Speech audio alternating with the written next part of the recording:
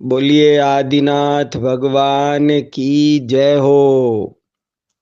आज अक्षय तृतीया है। आज के दिन का बहुत अधिक महत्व है। आज सबसे बड़ा पर्व है और यदि शाश्वत पर्वों को छोड़कर देखें तो आज सबसे प्राचीन पर्व भी है। आज के दिन दान तीर्थ की प्रवृत्ति हुई थी। दो तीर्थ होते हैं, एक दान तीर्थ और एक धर्म तीर्थ। धर्म तीर्थ का प्रवर्तन तो इस पृथ्वी पर उस दिन हुआ था जिस दिन भगवान आदिनाथ को केवल ज्ञान हुआ था और उन्होंने समव शरण में जीवों को तत्व ज्ञान का उपदेश दिया था। लेकिन दान तीर्थ का प्रारंभ उसी दिन हो गया था जब वे मुनि दशा में थे और उन्होंने हस्तिनापुर में राजा श्रेयांश से आहार ग्रहण किया था। आज के दिन का इतिहास बहुत रोमांचक है। इसकी कहानी तो आप सब जानते ही हैं कि जब राजा ऋषभ देव मुनि हुए सबसे पहले, तो ये कोई नहीं जानता था कि निर्ग्रंथ दिगंबर मुनि कैसे आहार ग्रहण करते हैं। और लगभग 1 साल पूरा हो गया था लेकिन उन्हें आहार नहीं मिला था। वे आहार के लिए निकलते तो थे परंतु लोग विधि नहीं जानते थे, इसलिए उन्हें आहार नहीं मिल पा रहा था। आखिरकार आज के दिन राजा श्रेयांश को ये ज्ञान हुआ और उन्होंने विधि पूर्वक मुनिराज ऋषभ देव को गन्ने के रस का आहार दिया था। और इस घटना से पूरे लोक में हर्ष छा गया, जय जयकार होने लगी। भरत चक्रवर्ती ने भी राजा श्रेयांश का सम्मान किया। देवों ने भी पंचाश्चर्य किए और आज के दिन से ये दिन अक्षय तृतीया कहलाने लगा। आज के दिन को सभी लोग बहुत मंगल मानते हैं। कहते हैं कि आज अबूझ मुहूर्त है। आज बिना पूछे ही, मुहूर्त पूछे बिना ही कोई भी शुभ कार्य किया जा सकता है। वो अक्षय होगा, वो मंगल होगा। इसीलिए अक्षय तृतीया को पूरे विश्व की संस्कृति में बहुत महत्वपूर्ण माना गया है। आज के दिन को मनाने के लिए, ठीक से मनाने के लिए हमें दो महत्वपूर्ण कार्य करने चाहिए।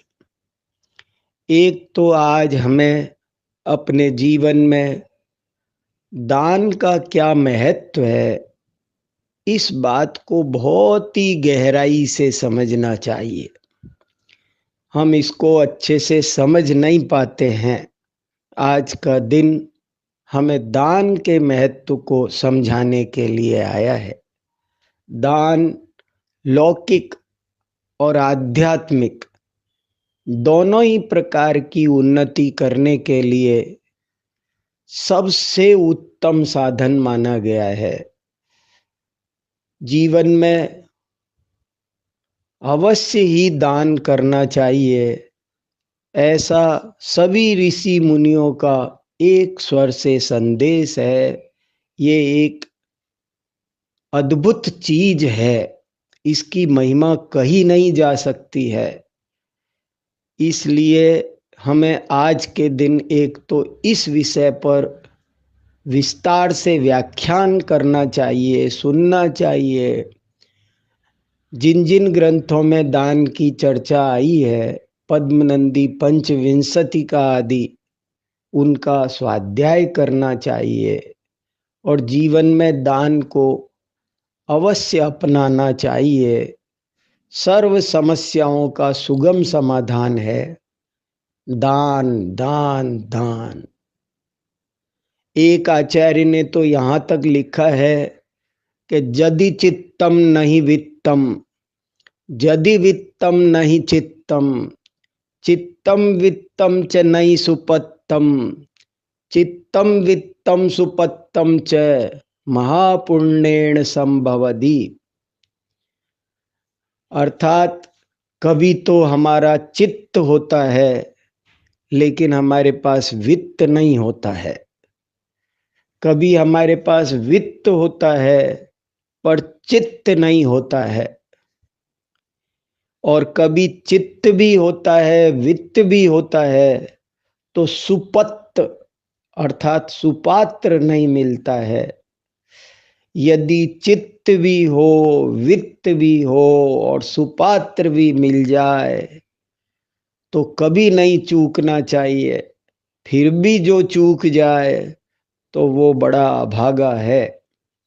इसलिए आज के दिन एक तो हमें बहुत ही सच्चे मन से दान का महत्व समझना चाहिए। न केवल दान का महत्व समझना चाहिए बल्कि दान का स्वरूप भी अच्छी तरह समझना चाहिए। दान किसे कहते हैं, इस बात को भी समझना बहुत आवश्यक है। केवल दान ही नहीं करना है बल्कि सही दान करना है। इसलिए दान के स्वरूप पर आज विशेष चर्चा होनी चाहिए। उसको हमें सच्चा ज्ञान करके अपनाना चाहिए। दूसरा, आज के दिन हमें भगवान ऋषभ देव का चरित्र और गहराई से पढ़ना चाहिए, पढ़ाना चाहिए। अपने बच्चों को भी उनकी कहानी सुनानी चाहिए।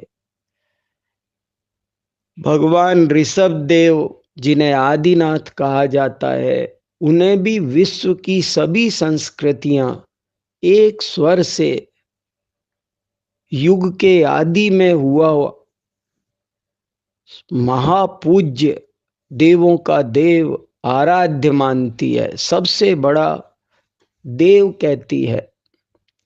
महादेव, भूतनाथ, प्रजापति, बाबा आदम, आदिनाथ आदि हजारों नाम इनके चलते हैं और इनका हमारे ऊपर अनंत उपकार है। इन्होंने हमको सब कुछ सिखाया है, सब कुछ दिया है, 72 कलाओं का ज्ञान दिया है। केवल मोक्ष मार्ग ही नहीं सिखाया, केवल आध्यात्मिक तत्व ज्ञान ही इन्होंने नहीं दिया, बल्कि हमें लौकिक जीवन की भी सुंदर कलाएं इन्होंने हमको सिखाई है। इसलिए भगवान ऋषभ देव का भी आज चरित्र पढ़ना चाहिए, पढ़ाना चाहिए, लोगों को भी सुनाना चाहिए। तभी हम अक्षय तृतीया पर्व को अच्छी तरह मना सकते हैं। आज के दिन 2 महत्वपूर्ण व्याख्यान किए जा सकते हैं।